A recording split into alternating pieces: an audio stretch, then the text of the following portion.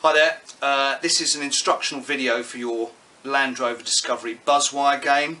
It's in 3 sections. Section 1 is assembly of the kit, Section 2 is use of the equipment, and then Section 3 is a sort of maintenance or troubleshooting section. Okay, when your kit arrives you'll get 2 packs. The first is a big flat pack which contains the items you're looking at on the floor now, which is the wire itself, the outline of the car, 2 stanchions and a lighting track on a reel of white cable. There is a second box which I'll introduce here, and this contains everything else. We'll go through that in a second. Okay, so inside the smaller box, which is heavy, contains a checklist to make sure you've got all the parts that are required. There are 2 stickers here of black discs. I'll explain those in a moment. And then inside the box we have several components. This is a wand ring. This is a wand handle.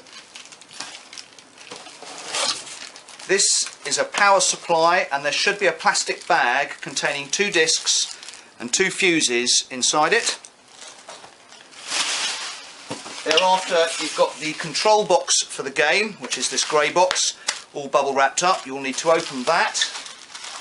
And then finally, the heavy item at the bottom of the box are the 2 stand discs, which are the weights that hold the game in place. And that's those 2 there.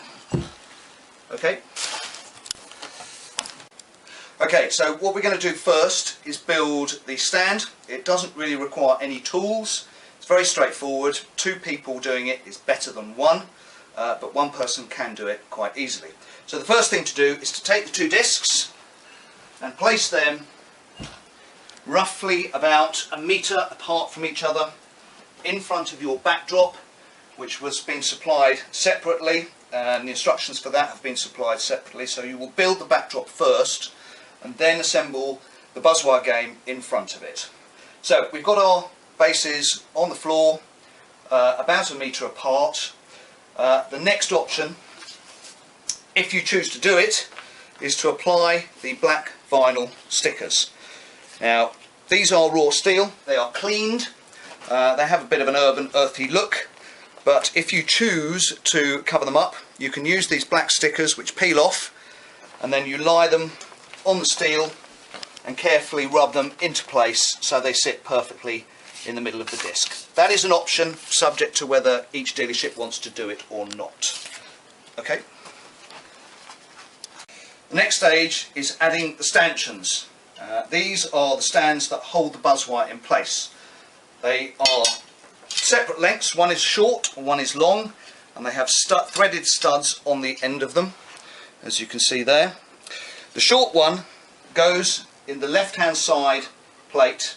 You simply locate it in the middle and then screw it up into position. Hand tight is quite sufficient, and you'll find that the structure is stable. Do the same with the longer one on the right hand side. Screw it in by hand. As I said, you won't need any tools for this. Get it hand tight so that it's stable and it can't move anywhere. Okay, so the next part to assemble is the wand ring and the wand handle. Once again, very easy. The ring just screws into the handle. You tighten it up on the thread. Won't require any tools. Get it nice and tight, like so, and that system or that part of the game is then complete. Once you've done that, just lie it on the floor next to the left stanchion, and then we're going to locate the main BUZZWIRE frame. Okay, in the plastic bag we have 2 discs. These discs are the isolation discs to stop the wand from dropping all the way down the stands. They are clear acrylic and they are plastic coated to actually have a nice clean presentation. You can peel the plastic off them like so. One.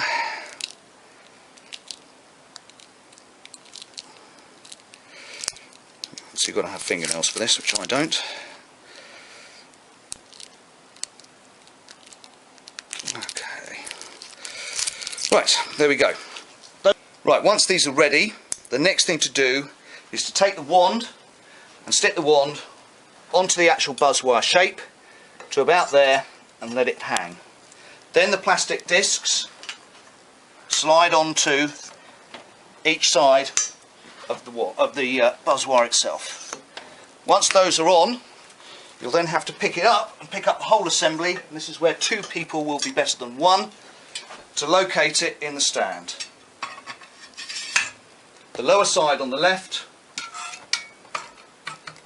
the higher side on the right. At this particular point, you'll be able to manipulate and move the whole assembly around to line up with your backdrop so that it's clear and everybody can see the relationship between the wire and the print on the backdrop. Okay. Okay, so this is the control box. It does sit one way up. You'll find it's heavy because there's a battery on one bottom edge. You want to be having the switches along the left hand side as you look at the front of the box.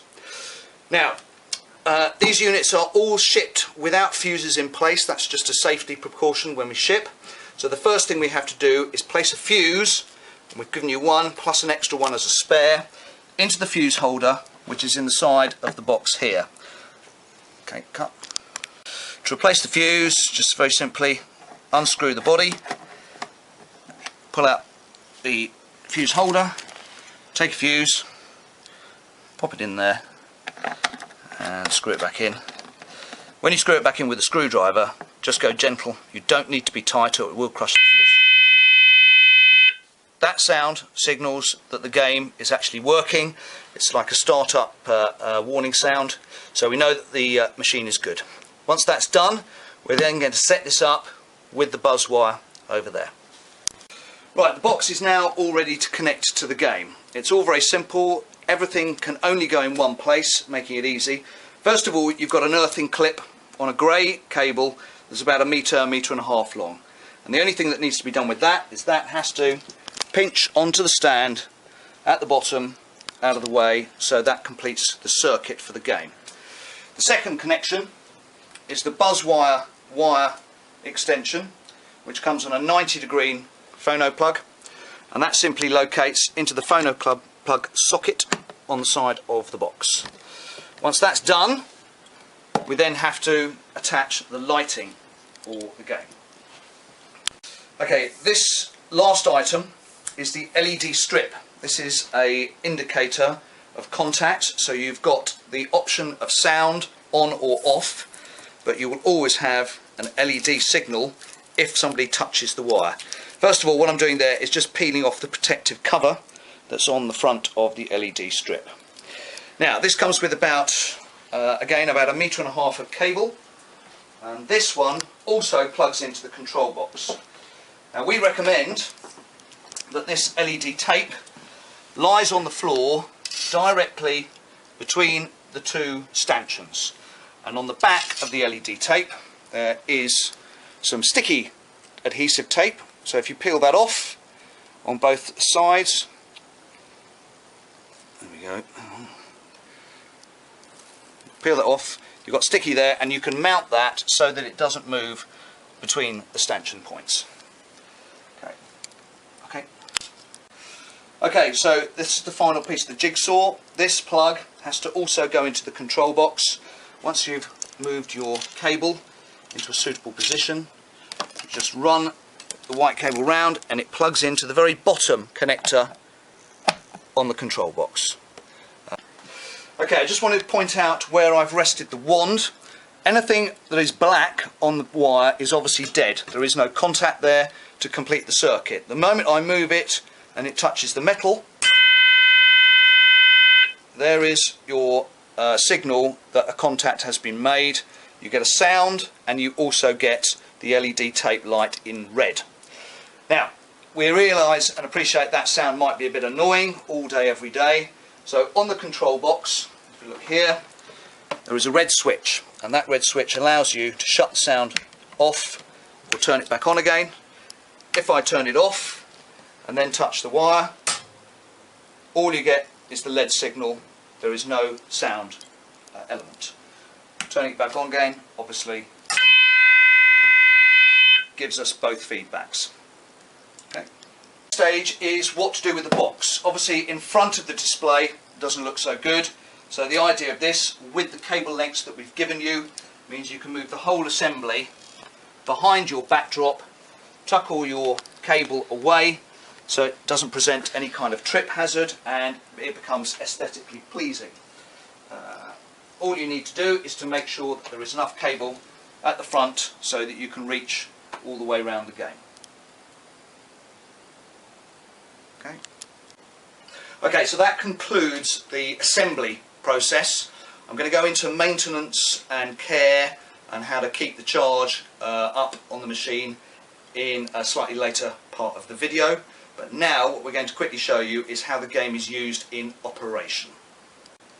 Okay, so how the game is played is obviously very straightforward, but your rules and regulations, I believe, will be coming through from the marketing agency, who will advise you how the game mechanic should work. The principle is very easy though. Once the wand is picked up, it's just a question of navigating all the way along. This is a long extension between the handle itself and the ring. The idea of that is so that there is a level of difficulty to the game. I'd suggest that for most people, giving them the option to use two hands while they're playing the game, with both hands on the handle, should be more than satisfactory. The key thing with this size game is it requires movement of the feet. And if you're moving your feet, it is very difficult to keep the wand still and not make contact. So I'm just giving you a demonstration here of how the game can be played. A very slight contact may not result in a buzz. So playing the game, obviously, the moment the wire is touched, there we go, there is a signal on failure. Now, you can obviously play and continue with the game, or you can tell your customers they've got to go all the way back to the beginning and navigate it again. As I said, that instruction is coming through from the agent. Okay, so before your customer comes up, what we suggest you do is just demonstrate the game to them by showing them what will happen.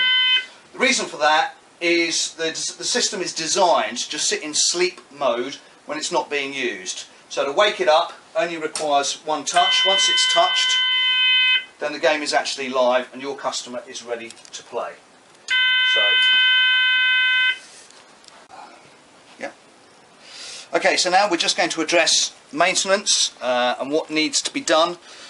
Realistically, the game should run on its battery charge for a good 16 to 20 hours without needing any charging. Quite a good sized motorcycle battery is used in these games to give you that longevity. However, it's advisable during the promotional weekend that overnight, when it's not being used, the intelligent charger is just plugged in and that charges the battery back up to full power. Let me just quickly demonstrate that for you. In the box here is the charger. It's very simple, comes on about 1.5 meters of cable. With that, what you're going to do is just plug that into your power source and you'll get a green light. Okay. The red light will also come on at that stage. This is just a regular charger, there's nothing really very complex about it. Take your box and unplug 1, 2, and you can also, if you wish, remove the clip so the box becomes totally portable. What you can do is in fact take it home and charge it at home, or you can leave it in situ. On the back there's a connector, it's a one-way connector, and to put the connector in you just clip it like that. If you go back to the charger, it will now show a red light indicating that it is under charge. When it's fully charged, the green light will come on, so overnight you can leave it and then pick it up in the morning and it will all be ready to go with a full charge. Okay, just a few other points just to help you in case you have any complications or difficulties. If the game is for some reason not working, the usual reason for that is one of the connections just isn't solid enough. So what we do is we check the connections into the box, make sure this clip has got a nice good purchase. You can put it right on the end of the pinchers, or you can put it like that. It's probably a better connection if you fit it solidly on the end. Make sure this is fully immersed in the actual stanchions, so it's a nice solid contact. There should be no other reason why the game won't work. Remember, you have got that switch for on and off. If you're missing the sound, the reason for that is just somebody has accidentally switched it off. Just with regard to cleaning, the best way to keep stainless steel like this clean is just to use a lint-free cloth. If you want to use a bit of WD-40 to take off any marks, you can do that. Or even better, if you want to give it a real sort of final polish, a bit of Scotch-Brite material rubbed on the stainless steel will bring it up nice and gleamy for you. These have all been Scotch-Brited before dispatch, so they should reach you in good condition. You will have a few little marks, but that's just due to the complexity of how the machine bends the wire. Okay. As your supplier, the only other concern that we have is obviously that our carriers get all the equipment to you in perfect working order, in good condition. Now, if there is the chance that the carrier messes up or damages a box or something gets damaged in transit, then the best thing to do is contact me. My emergency number is on the piece of paper that comes in the box. However, we're pretty confident that if the boxes are looked after by our carrier, they should reach you in perfect condition. I'm available on the phone if people need assistance.